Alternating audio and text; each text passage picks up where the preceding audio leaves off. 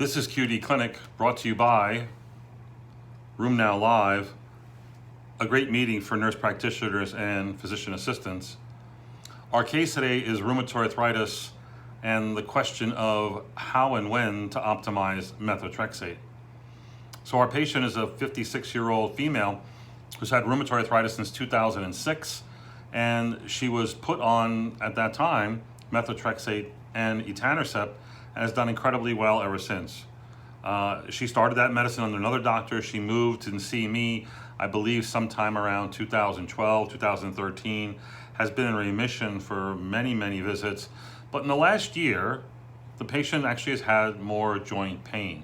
So if you look at her CDI scores, again, a combination of measures, it's been, 11030111 for a long time, but really like in the last 6 visits, which is like last 3 years, half of them were in remission, 3 or less. One was in LDAS of low disease activity state from 4 to 8, and the others were 8 and 15, suggesting high activity.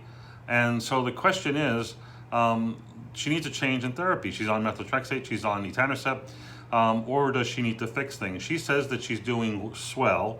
She likes how she's doing, except she says she's had more pain in her hands. And again, the last few visits, this is what she says. She has more this, more that. She's not quite perfect, but she's kind of happy where she is. So we discussed the options of maybe changing therapy or modifying therapy or giving a short course of prednisone for a flare. And again, usually the patient wants to minimize things. In this case, we're going to talk about optimizing methotrexate. This particular patient is taking 6 pills of methotrexate once a week, and that's always worked well for her. She has been on as high as 8 in the past, and somewhere along the line it was weaned down to 6, and she's done very well, but maybe she's not. So the question is, what do you do in optimizing methotrexate? The first decision is, do you need to optimize it for toxicity or efficacy? We'll start out by talking about efficacy. Would you do better by changing this patient to parenteral? And clearly you would. Basically changing from the same dose of 15 milligrams oral to 15 milligrams parenteral is an upgrade in therapy and should be tried in patients who want to do the sub-Q route. Now, the problem with parenteral, many of you make this change thinking that it's going to help you manage the toxicity, the oral, the GI, the CNS, and in fact, it worsens it because you're giving more drug. When you give parenteral, they get 100, or sub-Q, they get 100% of what you give them. When you give it orally, you get almost 100%, but once you start approaching 15 milligrams per week, or 6 pills a week, there's variable absorption. And so when you change them to more pills, you still have more of the same, but still variable absorption. And if you switch them to parenteral, you get more drug. More drug means more side effects, LFTs, oral, GI, etc.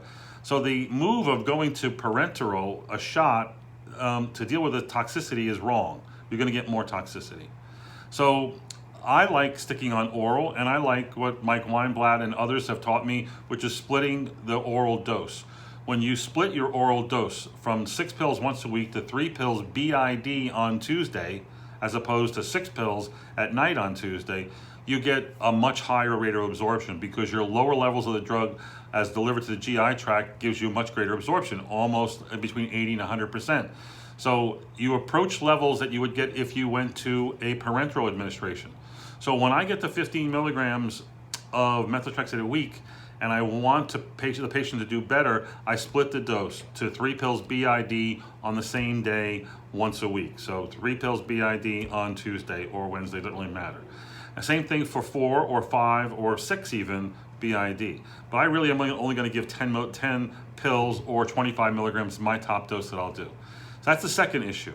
You can increase the dose from whatever you're using up, and you can go in 2.5 or 5 milligram increments up to 25 milligrams a week. You can make that change 5 milligrams every 4 weeks to see how they tolerate it and see how it goes. And again, if you split the dose, you're going to get more drug delivery, which means you could get more nausea, GI, oral ulcers, diarrhea, mental fog, all that kind of stuff that can happen when you go to split oral dosing as well.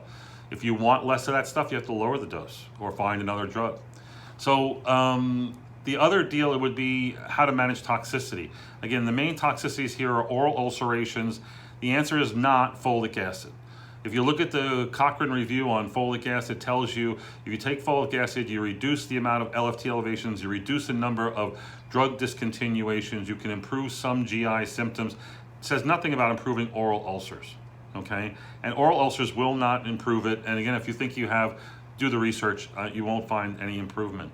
The trick is vitamin A, and this really works very well. Vitamin A, 8,000 units once a day, prevents oral ulcerations in at least 70-75% of patients.